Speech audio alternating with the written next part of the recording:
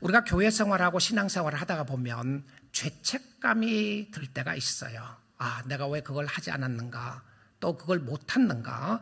말씀을 듣다 보면 죄책감이 드는데, 죄책감이 들다가 어느 날 어느 순간에 보게 되면 우리의 마음이 무뎌지는 것을 보게 됩니다. 우리의 마음이 굳어 있게 되는 것이죠. 저는 우리가 신앙생활하고 교회 생활하면서 죄책감을 드는 요소 중에 하나가 아마 전도일 것이라고 생각합니다. 왜 나는 전도를 해야 되는데 안 하는가? 열심히 해야 되는데 전도를 못 하는가? 그래서 증인이라는 말을 하면 먼저 떠오르는 생각이 전도일 것이라는 생각이 듭니다. 왜 그러냐 하면 사도행전 1장 8절 말씀을 이야기할 때에 전도가 가장 증인의 모습으로 이야기가 되는 것처럼 생각하기 때문에 그렇습니다. 증인은 전도가 포함되어 있습니다. 그러나 전도가 증인의 삶의 전부는 아닙니다. 우리가 엠마오로 가는 제자들에 관한 말씀으로 시리즈 말씀 7번째 말씀을 듣고 있는데요. 누가복음을 기록했던 누가는 예수님이 부활하시고 난 이후에 그 사건을 세밀하게 기록했습니다. 예수를 만난 특별히 베드로에 대한 사건을 기록하고, 누가복음을 기록했던 똑같은 저자 누가가 사도행전을 기록하게 됩니다. 이 사도행전은 누가복음에 남겨두었던 마지막 예수 그리스도의 부활에 남겨두었던 그 사건을 연결해서 사도행전을 시작하고 있습니다. 그래서 사도행전 1장은 누가복음 24장에 나오는, 누가복음에 나오는 말씀과 연결되는 말씀으로 보아야 하는데요. 그 중에 나타나는 모습이 증인에 관한 삶이었습니다. 자, 이제 예수님이 승천하실 시간이 얼마 남지 않았습니다. 그러니까 이 사건은 예수님이 이 땅에 계시는 동안에 부활하시고 난 이후에 마지막 순간입니다. 이 시간이 1시간 남았는지 30분 남았는지 정확하지는 않아요. 그런데 예수님은 아셨습니다. 제자들도 알았던 것 같아요. 어느 정도 예수님과 마지막 시간이라는 것을 알았는데, 여러분, 예수님의 제자들이 예수님께 물은 마지막 질문이 있습니다. 어떤 질문이죠? 사도행전 1장 6절입니다. 그들이 모였을 때 예수께 여쭈어 이르되, 예수님 선생님께 묻습니다. 주께서 이스라엘 나라를 회복하심이 이때니까 하니. 자, 이것이 그들이 예수님께 물었던 마지막 질문이었습니다.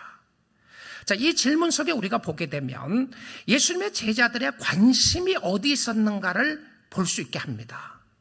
왜 이 질문을 했을 것 같아요? 이스라엘 나라의 회복이 지금 있냐고 묻는 겁니다. 그들이 기다렸던 메시아는 결국 세상의 회복을 주는 왕으로 생각을 하고 있었습니다. 예수 그리스도가 부활하시고 하나님의 나라에 대해서 선포했다고 누가복음 이후에 사도행전을 기록하면서 누가는 설명했어요. 예수님은 하나님의 나라에 대해서 선포하고 가르치셨는데, 예수님의 제자들은 부활하신 예수 그리스도를 여러 번 만났음에도 불구하고 여전히 그들의 관심은 세상 나라에 있었다는 겁니다. 우리는 어쩌면 제자들이 이 물은 질문과 같이 우리도 여전히 꾸준하게 묻고 있을 수가 있다는 것이죠. 우리의 관심과 우리의 생각이 정말 세상적일 수밖에 없는 모습을 설명해주고 있습니다. 그래서 예수님이 이 질문을 한 거에 대해서 별로 좋아하지 않았던 것 같아요. 어떻게 알 수 있냐고요? 예수님의 답을 보면 알 수가 있습니다. 자, 이 질문에 대한 답으로 7절과 8절을 말씀하시는데요. 먼저 7절을 한번 보겠습니다. 이르시되 때와 시기는, 자, 이스라엘 나라가 언제 회복될 거냐 이거 물었어요. 자, 마지막 질문이었고요. 때와 시기는 아버지께서 자기의 권한에 두셨으니 너희가 알 바 아니요. 자, 우리가 오늘은 성경을 가지고 계시면 밑줄 칠 것 중에 하나가 너희가 알 바 아니요라고 하는데, 한번 쳐보세요. 너희가 알 바 아니다. 너희가 알 바가 아닌데, 예루살렘이 언제 회복되는지 그 시기에 대해서는 너희가 알 것 없다. 자, 승천하시기 전에 바로 전에 했던 이야기였습니다. 우리는 알 바가 아닌 거에 대해서 너무 무척 알고 싶어 합니다. 알아야 될 것에 대해서는 관심이 없고요. 알지 말아야 될 것들, 안 알아도 되는 것에 대하여 우리는 많은 관심을 가지고 있어요. 어쩌면 우리가 신앙생활하는 가운데서 너희가 알 바가 아니라고 하는 것을 이 질문 속, 이 말씀 속에 우리의 관심과 초점을 어디에 두어야 하는지를 다시 한번 봐야 될 것 같아요. 교회를 걱정하는 것 같지만 주님이 말씀하시는 거예요. 그건 너희가 알 바가 아니다. 저 사람을 걱정하고 염려하는 것 같지만 그건 너희가 알 바가 아니고 너는 나를 잘 섬기라고 말씀하시면서 주신 말씀이 사도행전 1장 8장 8절의 증인에 관한 이야기입니다. 자, 그래서 이 증인에 관한 이야기는요, 내가 마지막으로 너희들이 가서 세상 끝날까지 가서 모든 족속들에게 전도하라는 것으로 국한시키면 우리가 이 말씀 속에 정말 놓치고 있는 메시지가 있습니다. 이 말씀은 사랑하는 제자들이 물었던 질문에 대한 답을 했다는 것을 우리는 놓치지 말아야 합니다. 내가 주님 따르겠습니다. 왜 저 집사람은 일 안 해요? 왜 저 사람은 일 안 하고 왜 저 사람은 그렇죠? 우리의 관심과 생각이 자꾸 딴 데가 있어요. 그런데 예수님이 뭐라고 그래요? 너는 이게 무슨 상관이냐? 자, 우리가 신앙생활에는요, 어쩌면 우리가 소중하게 생각하고 있는 관심이라고 하는 부분이 세상적인 그 관심 때문에 주님을 놓칠 수가 있다는 겁니다. 나는 저 사람을 위합니다. 나는 교회를 위합니다. 그런데 실질적으로 나는 안 하는 거예요. 네게 무슨 상관이냐? You come and follow me. 너는 나를 따르라 하시더라. 오늘날 저와 여러분에게 주시는 중요한 메시지라고 생각을 합니다. 너는 나를 따르라, 너는 나를 섬기라. 우리는 주위의 환경과 상황을 통해서 디스트랙트 되는 경우가 너무 많이 있어요. 여러 가지 환경과 상황을 통해서 디스트랙트 되고 정신이 딴 곳에 가 있을 수가 있습니다. 예배를 드리면서도 왜 저 사람은 저 옷을 입고 있지? 왜 저 사람은 은혜를 안 받나? 왜 저 사람은 눈물을 흘리고 있지? 무슨 죄가 많아서 예배 시간에 저렇게 울고 있냐? What does it matter to you? 그게 무슨 상관이냐? 너는 나를 따르라. 여러분, 이스라엘 나라가 언제 회복되는지 무슨 상관이냐? 우리가 관심을 가질 것이 아니라고 하고 난 이후에 주신 말씀이 1장 8절입니다. 오직 성령이 너희에게 임하시면 너희가 권능을 받고 예루살렘과 온 유대와 사마리아와 땅끝까지 이르러 내 증인이 되리라 하시니라. 사실은 증인이 되라고 하지 않았어요. You shall be. 이것은 증인이다라고 하는 것을 확인시켜 준 겁니다. 전도해라가 아니에요. 그렇다고 해서 전도하지 말라는 의미를 이야기하는 것이 아니고요. 우리는 너무나도 증인의 이야기를 전도로 이야기를 하다 보니까 내가 어디 가서 누구에게 전도했다 안 했다가 나에게 자랑이 되고 아니면 절망과 좌절이 될 수 있는데요. 여기서는 너희가 증인이 될 것이다, 될 수밖에 없다, 이 표현입니다. 증인이 되리라. 그리고 나서는 지역을 설명을 하면서 예루살렘과 온 유대와 사마리아와 땅끝까지 이르러 증인이 된다. 그 사도행전은요, 이루어진 말씀입니다. 무슨 이야기냐면 사도행전은 어떻게 복음의 역사가 성령의 역사로 말미암아 유대와 사마리아와 예루살렘부터 시작해서 예루살렘 모여 있었죠. 그 다음에 유대로 흩어집니다. 그리고 사마리아까지 갑니다. 사마리아는 어떤 지역이었습니까? 이방 땅이었어요. 빌립이 그곳에 가서 복음을 전하기 시작합니다. 그리고 이미 이루어졌어요. 그리고는 땅끝까지 갑니다. 땅끝이 어디였습니까? 로마였습니다. 이들이 생각했던 땅끝은 로마였어요. 그러면 사도행전은 사도행전 1장 8절 말씀이 이미 성령의 역사로 이루어진 것에 대한 기록을 한 것이에요. 자, 그럼 우리 아무것도 안 해도 되나요? 아니에요. 우리도 성령의 역사 가운데 사역을 하면 이렇게 복음 사역이 이루어질 것이라고 하는 이야기였습니다. 자, 그런데 강조하고 싶은 부분이 있습니다.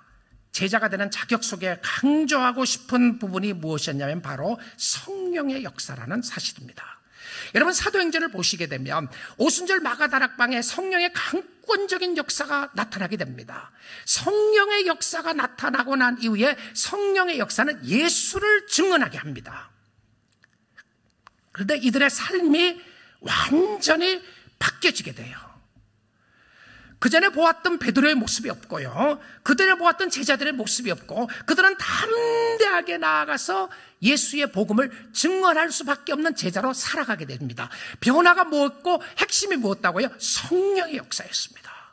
왜 예수를 믿음에도 불구하고 하나님의 나라에 대한 관심은 없고 세상에 대한 것에 관심만 있는가? 성령의 역사가 있는지 확인해 보십시오. 성령의 역사가 있는 사람은 하나님의 나라 일에 관심을 가지게 되어 있어요. 자, 성령의 역사가 결과적으로 예수를 증언하게 하고 우리를 증언하게 하는데요. 로마서 8장 14절 16절 한번 보겠습니다. 무릇 하나님의 영으로 인도함을 받는 사람은 곧 하나님의 아들이라, 하나님의 자녀라는 것이죠. 성령으로 인도함을 받는 사람이 하나님의 자녀들이다. 15절입니다. 너희는 다시 무서워하는 종의 영을 받지 아니하고 양자의 영을 받았으므로, 예수의 영입니다. 우리가 아빠 아버지라고 부르짖는 하나님을 향하여 아버지라고 부르짖을 수 있는 축복을 줍니다. 자, 근데 16절을 제가 좀 더 강조해서 보기를 원하는 건데요. 16절에 성령이 친히 우리의 영과 더불어 우리가 하나님의 자녀인 것을 증언하시나니. 여러분, 우리가 예수를 증언하기 이전에 성령께서 우리가 하나님의 자녀인 것을 증언해 주셔야 합니다. 그러니까 내가 전도해서 증인이 되겠다고 하는 이 압박감이 우리의 삶 가운데 있는 것이 아니라, 내가 예수 믿는 사람이라고 하는 것을 성령의 역사로 내가 증언해 주신다. 힘들고 어려울 때에 여러분이 하나님의 자녀라는 것을 누가 해준다고요? 성령께서 해주시는 거예요. 너는 하나님을 믿는 하나님의 자녀야. 근데 저는 이 말씀을 생각해 보면, 우리가 환난을 당하고 어려움을 당하고 힘든 일을 당할 때에 성령께서 내가 하나님의 자녀라는 것을 증언해 주신 것이 큰 기쁨이고 은혜요 축복이지만, 무엇보다 더 큰 역사는 여러분이 하나님 앞에 섰다고 가정해 보십시오. 언제? 심판대 앞에 선 거예요. 우리가 심판대 앞에 서게 되면 우리의 모든 죄가 드러날 것이라고 그랬잖아요. 근데 그 드러나는 모든 죄가 내가 생각하고 지은 죄도 드러나는 거예요. 자, 생각하고 여인에 대하여 음란을 품은 것, 욕심을 가진 것, 미워하고 시기하고 질투했던 이 모든 죄가 필름처럼 다 드러나고 다 찍힌 거예요. 피할 수 없습니다. 그게 나였어요. 나라고 하는 사람이 내가 피할 수 없고 변명할 수 없는, 여지 없는 그런 상황에 다 보여주신 거예요. 그런데 그때 성령이 나타나는 겁니다. 내가 이 사람의 모든 죄를, 이 사람이 예수를 믿었기 때문에 다 용서받았다고 하는 것을 도장을 꽝 찍어주신 분이 누구냐면 성령님입니다. 여러분의 남편도 아니고요, 여러분의 아내도 아니고, 여러분의 자녀도 아니고, 누가 내가 하나님의 자녀라는 것을 확인시켜 주시느냐 하면 성령께서 우리가 하나님의 자녀라는 것을 확인시켜 주는 거예요. 그러면 내가 예수의 증인이 되기 이전에 성령이 내가 예수 믿는 사람이라는 것을 확인시켜 주셔야 한다는 겁니다. 누가 하는 일이라고요? 성령이 하시는 이야기예요. 성령의 역사는 세상의 끝을 말하거나 세상의 통치를 말하는 것이 아니라, 성령의 역사는 새로운 시대를 알려주는 것입니다. 이제는 새 시대가 왔다고 하는 것이죠. 우리는 마지막 시대에 살고 있습니다. 여러분, 말세에 살고 있어요. 말세는 시간적인 끝이 아니라 사건적인 끝입니다. 이제 예수 그리스도가 이 땅에 오실 날만 남았어요. 그리고 우리는 그것을 기다리는 하나님의 사람들입니다. 예수의 증인은 예수를 기다리며 사는 사람인데요. 자, 이 예수님의 증인에게 주신 약속이 무엇인지를 오늘 말씀을 통해서 다시 확인해 보도록 하겠습니다. 사도행전 1장 9절부터 11절입니다. 이 말씀을 마치시고, 자, 예수님의 마지막 말씀이 7절, 8절이었어요. 너 상관하지 마라. 이거는 왜? 그것이 하나님만 아시는 것이다. 때와 기한에 대한 것을 물으셨고요. 그리고는 예수님이 너는 내 증인이 되라, 성령의 역사를 증인이 되라고 하시고 난 이후에 그 말씀이 마지막 말씀이었습니다.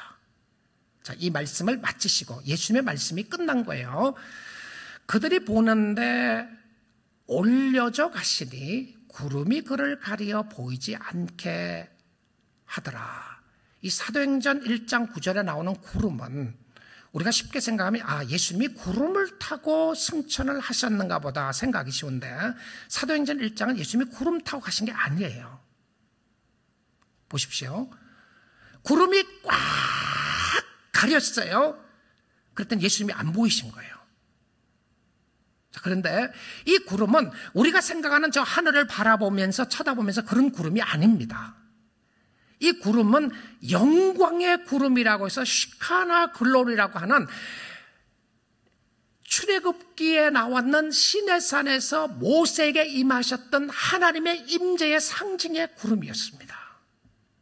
자, 그러면 이 구름의 영광이 무거운 구름이었어요. thick, 무겁다, 헤비하다 이런 표현을 쓰는데요.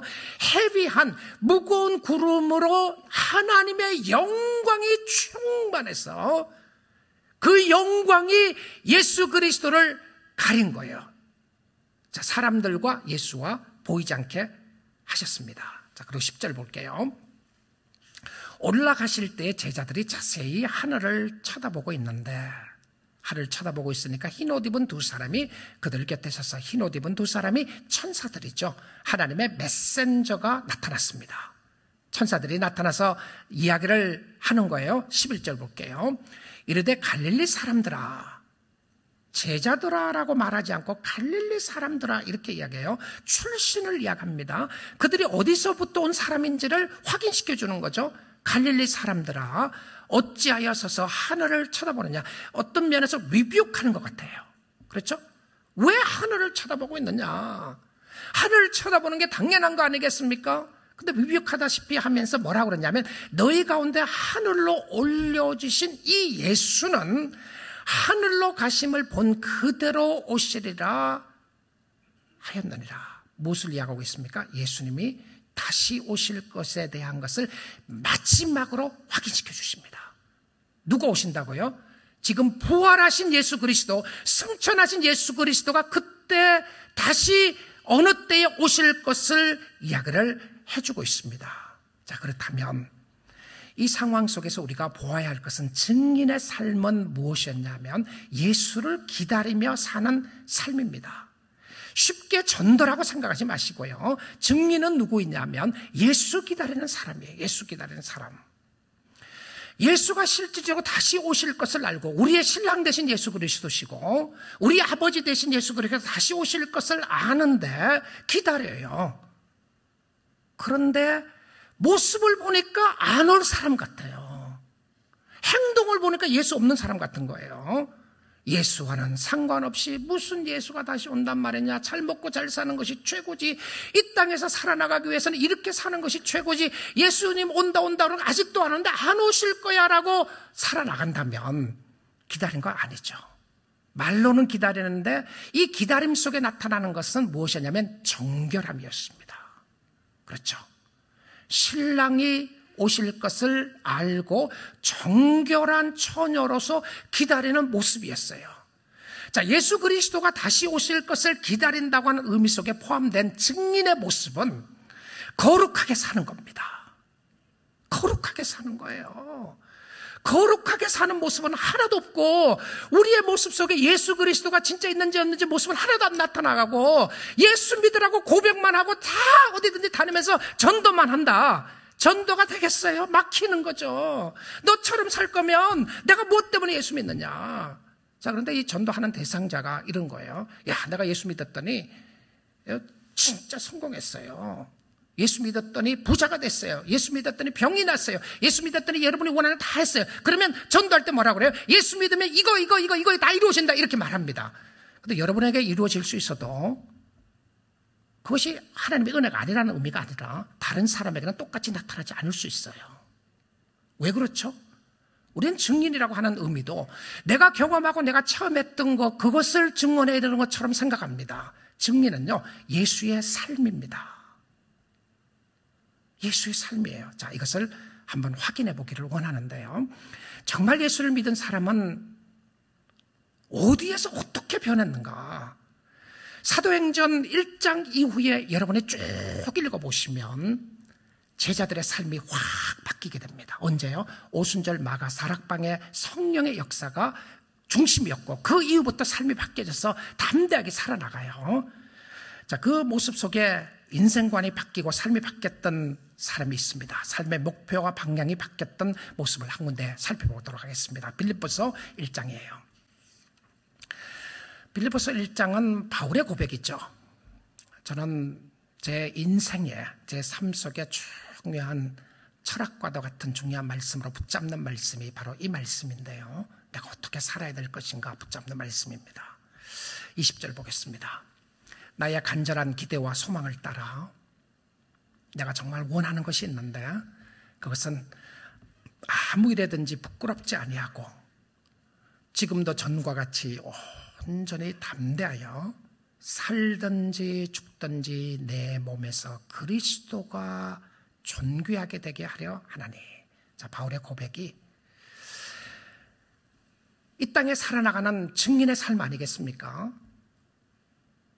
전도의 삶이기 이전에 예수를 믿는다고 하는 사람의 삶 속의 변화의 모습을 이야기하면서 그의 삶 속의 핵심적인 변화가 무엇이었냐면 나를 통해서 그리스도가, 예수가 magnify 되기를 원한다, 이 표현입니다. 예수님이 확대되기를 원합니다. 자, 바울이 예수를 믿고 난 이후에 그의 삶의 철학이 그리스도가 magnify 되기를 원한다. 어떻습니까? 어떠시나요? 이게 증인이 아니겠어요? 자, 그 다음에 21절 보겠습니다. 이는 내게 사는 것이 그리스도니 죽는 것도 유익함이니라. 내 마음속에 예수 그리스도가 살고 있으니까 내가 죽으면 더 좋겠다, 이런 표현이에요. 여러분, 예수 믿는 사람은 죽는 것이 플러스입니다. 마이너스가 아니고요. 죽는 것이 끝장이 아니고 유익한 거예요. 믿습니까? 안 믿어지시죠? 좀 더 살고 싶으니까. 그렇죠. 그것도 나쁜 게 아니에요. 자, 좋습니다. 그 다음에 한번 보겠습니다. 22절에요. 그러나 만일 육신으로 사는 이것이 내 일의 열매일진데, 그럼 자기 이 땅에 살아있는 모습을 육신의 열매로 생각을 했어요. 하나님이 여러분을 이 땅에 두신 것은요, 예수 믿고 난 다음에 여러분을 이 땅에 두신 것은 열매입니다. 그렇게 믿으세요. 내가 왜 죽지 않고 살아있는가? 예수님이 열매를 주신 거예요, 여러분에게. 무엇을 택해야 하는지 나는 알지 못하노라. 그러니까 주님 앞에 가는 게 너무 좋은데 주님이 이 땅에 두시니까 내가 어떻게 해야 될지 잘 모르겠다, 이런 표현이죠. 23절입니다. 내가 이 둘 사이에 끼었으니 차라리 이 세상을 떠나서 그리스도와 함께 있는 것이 훨씬 더 좋은 일이라. 맞습니까? 훨씬 더 좋은 거예요. 그렇게 하고 싶으나. 자, 여기서 끝입니다. 그렇게 하고 싶으나. 저와 여러분의 마음이죠. 이거 좋은 겁니다. 내가 정말 주님 앞에 가는 것이 더 좋은 것인데 그게 그렇게 하고 싶으나 내 마음대로 안 되는 거죠. 자, 내 마음대로 안 되는, 왜 그러냐면 생명을 주관하시는 분 하나님이세요. 하나님이 불러가야 갑니다. 여러분, 발버둥 친다고 해서 더 오래 사는 것 아니고요. 발버둥 친다고 해서 더 빨리 가는 것 아니에요. 하나님의 손에 붙잡혀 있다는 것을 확인하고 이렇게 사시면 됩니다. 이렇게요. 이렇게 사는 것이 무엇인가 하면 24절입니다. 내가 육신으로 있는 것이 너희를 위하여 더 유익하리라. 여러분, 잘 사는 방법 가르쳐 드리겠습니다. 오랫동안 잘 살고 싶으시나요? 잘 사는 방법은 무엇이었냐면 내가 너희를 위하여 더 유익하리라. 누구를요? 다른 사람의 유익을 위해서 살아있는 겁니다. 자, 그런데 이 상황 속에 다른 사람의 유익 속에 너희가 누구죠? 너희가 누굽니까? 빌립보 교회 성도들이었습니다. 교인들 생각하니까 내가 더 살아있는 게 이 교회 교인들에게 유익하다고 생각하고 있는 거예요. 어떻습니까? 증인의 모습 속에 내가 살아있는 것이 내 자녀에게 유익하다. 자, 그런데 이 바울은 이 말씀을 이야기를 할 때 어디 있습니까, 지금요? 감옥에 있어요. 성도들 보는 것도 아니에요. 감옥에 있으면서 이야기를 하기를 내가 살아있는 것이 너희에게 더 유익하다. 우리 사랑하는 성도 여러분, 증인의 삶은 목표와 방향이 바뀐 사람들이었습니다. 내가 살아있는 것이 당신의 유익을 위한 것이다. 교회의 유익을 위한 것이고 가정의 유익을 위한 것이다. 잘 사시는 겁니다. 내가 살아있으나 마나 오히려 내가 살아있음으로 인하여 가정에도 유익도 못 되고 교회에도 유익이 못 된다. 여러분, 잘못 사시는 겁니다. 얼마나 오래 사시느냐, 이것이 핵심이 아니라 내가 그리스도를 믿고 난 이후에 예수의 증인이 되었을 때 나의 삶의 목적과 방향은 어디에 있어야 되는 것인가? 정말 남의 유익을 위해서 살아가고 있는가? 하나님의 나라 백성으로 살아가고 있는가? 아니면 하나님의 나라는 전혀 보이지 않고 이 땅의 나라를 바라보며 모든 인생을 여기에 다 걸고 있는가? 보아야 돼요. 내가 다시 오시리라. 요한계시록 마지막 장에서 이렇게 말씀하시죠. 22장 12절인데요. 보라, 내가 속히 오리니. 자, 오신다고 말씀하고 나서 22장 마지막 장에서 하시는 말씀에 내가 속히 오리니. 자, 보십시오. 내가 줄 상이 네게 있어. 여러분, 오늘 살아계시는 거는요, 예수 믿고 난 이후에 살아있는 것은 상 받기 위함입니다. 그렇죠? 이 땅에서 어떻게 사느냐가 영생을 좌우합니다. 예수님 잘 믿으세요. 그러고요, 예수를 믿고 난 후에 그것이 끝이라고 생각하지 마십시오. 내가 예수를 믿어서 천국 가니까 끝이다. 아닙니다. 아니에요. 하나님이 우리를 이 땅에 주신 것은 우리에게 상을 많이 이 땅에서 쌓으라고 더 주신 거예요. 어떤 사람은 더 길게 주시고, 어떤 사람은 더 짧게 주시고, 어떤 사람은 다양한 형태로 주시는데 살아있는 동안에 상을 받으셔야 됩니다. 준비하셔야 돼요. 그 상을 실질적으로 받는 것은 하나님 앞에 갔을 때 받는 것이죠. 내가 줄 상이 네게 있으니 각 사람에게 그가 행한 대로 갚아주리라.